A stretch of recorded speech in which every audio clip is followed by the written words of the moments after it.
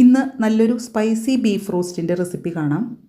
അപ്പം, ചപ്പാത്തി, പൊറോട്ട, ചോറ്, നെയ്ച്ചോറിൻ്റെ കൂടെ കഴിക്കാൻ നല്ലൊരു കോമ്പിനേഷനാണ് ഈ കുരുമുളകും തേങ്ങക്കൊത്തും ചേർത്തിട്ടുള്ള നല്ലൊരു സ്പൈസി ബീഫ് റോസ്റ്റ്. ആദ്യമേ ഒരു കാര്യം പറയട്ടെ, വീഡിയോ ഇഷ്ടമായി ഒന്ന് ലൈക്ക് ചെയ്യുക, സപ്പോർട്ട് ചെയ്യുക. Welcome back to Sheeja's quick bites. ഈ ബീഫ് റോസ്റ്റ് ഉണ്ടാക്കാനായിട്ട് 1.5 കിലോ ബീഫാണ് കട്ട് ചെയ്ത് ക്ലീൻ ചെയ്തെടുത്തിരിക്കുന്നത്. ഇത് വേവിക്കാൻ പാകത്തിലുള്ളൊരു കുക്കറിലേക്കിട്ട് മാരിനേറ്റ് ചെയ്തെടുക്കണം. അതിനായിട്ട് പാകത്തിനുള്ള ഉപ്പ്, മഞ്ഞൾപ്പൊടി, മല്ലിപ്പൊടി, മുളക് പൊടി, എരിവിനനുസരിച്ച് മുളക് പൊടി ചേർക്കുക, പെരിഞ്ജീരകപ്പൊടി, തരിതരിപ്പായിട്ടെടുത്ത പൊടിച്ച കുരുമുളക് പൊടി, ഗരം മസാലപ്പൊടി, ഇനി ചതച്ചെടുത്ത ഇഞ്ചി, പച്ചമുളക്, വെളുത്തുള്ളി, ചെറിയുള്ളി, ഫ്രഷ് ആയിട്ടുള്ള കറിവേപ്പില, 2 കതിർപ്പ്, 2 ടീസ്പൂൺ വെളിച്ചെണ്ണ, 2 ടീസ്പൂൺ ലൈം ജ്യൂസ് അല്ലെങ്കിൽ വിനീഗർ, ഇത് ചേർത്ത് നന്നായിട്ട് മാരിനേറ്റ് ചെയ്തെടുക്കുക. വിനീഗർ ചേർക്കുന്നത് ഇറച്ചി നല്ല ഇതായിട്ട് ഉപ്പും മുളകൊക്കെ പിടിക്കാനും അതുപോലെ സോഫ്റ്റായിട്ട് വെന്ത് കിട്ടാനും സഹായിക്കും. നന്നായിട്ട് മാരിനേറ്റ് ചെയ്തതിന് ശേഷം 1 മണിക്കൂർ റെസ്റ്റ് ചെയ്യാനായിട്ട് മാറ്റി വയ്ക്കാം. ഞാനിവിടെ 1 മണിക്കൂർ റെസ്റ്റ് ചെയ്യാനായിട്ട് മാറ്റി വയ്ക്കുകയാണ്. പിന്നെ പ്രഷർ കുക്കറിൽ നമ്മൾ ബീഫ് വേവിക്കുമ്പോൾ വേറെ വെള്ളം ആഡ് ചെയ്യേണ്ട ആവശ്യമില്ല. അപ്പോൾ 1 മണിക്കൂർ കഴിയുമ്പോൾ വെള്ളമൊന്നും ആഡ് ചെയ്യാതെ ഇതുപോലെ തന്നെ നമുക്ക് ഗ്യാസിൽ വേവിക്കാനായിട്ട് വയ്ക്കാം. ഹൈ ഫ്ലെയിമിലാണ് വെച്ചിരിക്കുന്നത്. ആവി വന്നപ്പോൾ വെയിറ്റ് ഇട്ടു.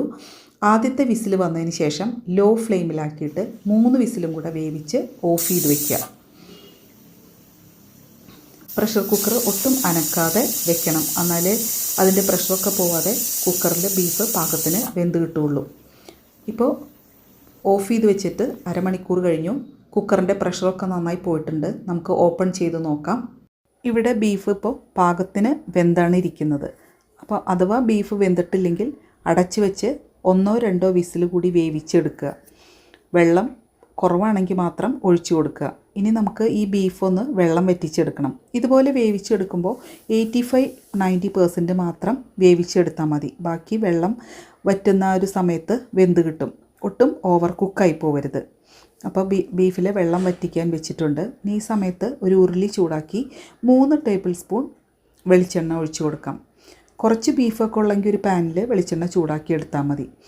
ഇതിലേക്ക് ആദ്യം കറിവേപ്പില ഇട്ട് ഒന്ന് മൂത്ത് വരുമ്പോൾ കുറച്ചധികം ചെറിയുള്ളി, വെളുത്തുള്ളി ചതച്ചെടുത്തത് ചേർത്ത് ലൈറ്റ് ഗോൾഡൻ കളറാവുന്നവരെ മൂപ്പിച്ചെടുക്കുക. ഈ ഒരു പ്രിപ്പറേഷനിൽ തേങ്ങ വറുത്ത് ചേർത്താൽ നല്ല ടേസ്റ്റ് ആയിരിക്കും.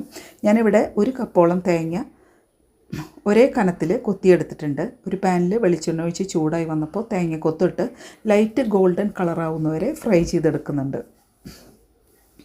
നമ്മൾ ഉള്ളി മൂപ്പിക്കാൻ വെച്ചത് മൂത്തിട്ടുണ്ട്. ഇനി നമുക്കിതിലേക്ക് പൊടികളായിട്ട് മഞ്ഞൾപ്പൊടി, കാശ്മീരി മുളക് പൊടി ചേർത്ത് കൊടുക്കാം. ഞാൻ ആദ്യം നല്ല എരിവുള്ള മുളക് പൊടിയാണ് ചേർത്ത് കൊടുത്തിരിക്കുന്നത്. അപ്പോൾ ഈ സമയത്ത് കാശ്മീരി മുളക് പൊടിയാണ് ചേർക്കുന്നത്. പിന്നെ പെരിഞ്ജീരകപ്പൊടി, തരിതരിപ്പായിട്ട് പൊടിച്ചെടുത്ത കുരുമുളക് പൊടി, ഗരം മസാലപ്പൊടി ചേർത്ത് ഏറ്റവും ലോ ഫ്ലെയിമിൽ വെച്ച് മൂപ്പിച്ചെടുക്കണം. ഇനി ലൈറ്റ് ഗോൾഡൻ കളറായിട്ട് വറുത്തെടുത്ത ആ തേങ്ങ കൊത്തും കൂടെ ചേർത്ത് ഒന്നും കൂടെ ഇളക്കി ഫ്രൈ ചെയ്തെടുക്കുക. ഇനി വെള്ളം വറ്റിച്ച് വെച്ചിരിക്കുന്ന ആ ഒരു ബീഫും കൂടെ ഉരുളിയിലേക്ക് ഇട്ട് കൊടുക്കാം. ഞാൻ ഉള്ളി മൂപ്പിച്ച സമയത്ത് ഒരു 1/2 ടീസ്പൂൺ ഉപ്പും കൂടി ചേർത്തിരുന്നു. അപ്പോൾ നന്നായി ഇളക്കി യോജിപ്പിച്ചതിന് ശേഷം ഉപ്പൊക്കെ നോക്കുക. അപ്പോൾ ഞാൻ നേരത്തെ ഉപ്പ് ചേർത്തത് വീഡിയോയിൽ നിന്ന് വിട്ടുപോയി. അപ്പോൾ അത് നിങ്ങൾ ഒന്ന് ശ്രദ്ധിക്കണം. ഇപ്പോൾ നോക്കുമ്പോൾ എല്ലാം ഒരുവിധം പെർഫെക്റ്റായിട്ടാണ് ഇരിക്കുന്നത്. എന്നാൽ എനിക്കിതിൽ കുരുമുളകിൻ്റെ എരിവ് ഒന്ന് മുന്നിട്ട് നിൽക്കുന്നത് ഇഷ്ടമാണ്. അപ്പോൾ ഞാൻ ഒരു 5 മിനിറ്റും കൂടെ റോസ്റ്റ് ചെയ്തെടുത്തു. ഇനി ഇറക്കുന്നതിനും തൊട്ട് മുമ്പായിട്ട് 1/2 ടീസ്പൂൺ പെരിഞ്ജീരകത്തിൻ്റെ പൊടിയും 3/4 ടീസ്പൂൺ കുരുമുളക് പൊടിയും കൂടെ ചേർക്കുന്നുണ്ട്. അവസാനം കുറച്ച് കറിവേപ്പിലയും കൂടെ ചേർത്ത് നന്നായി ഒന്ന് ഇളക്കി ഗ്യാസ് ഓഫ് ചെയ്യാണ്.